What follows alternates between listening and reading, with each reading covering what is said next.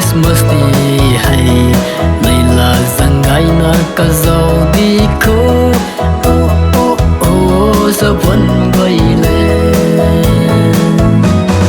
Quang đăng thế có mấy Christmas tình cùng toàn Christmas cầu hay đây là rằng ngày na cả giàu đi khô giờ vẫn quay lên.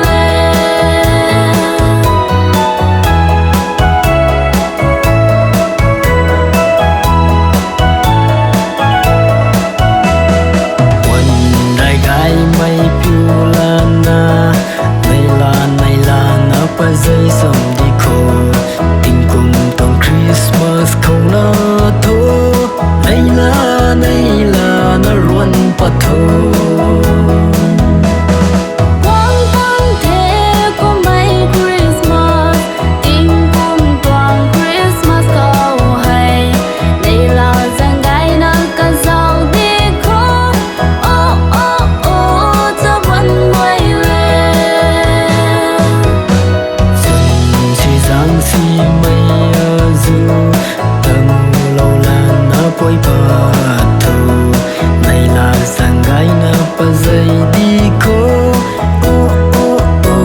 có mấy Christmas.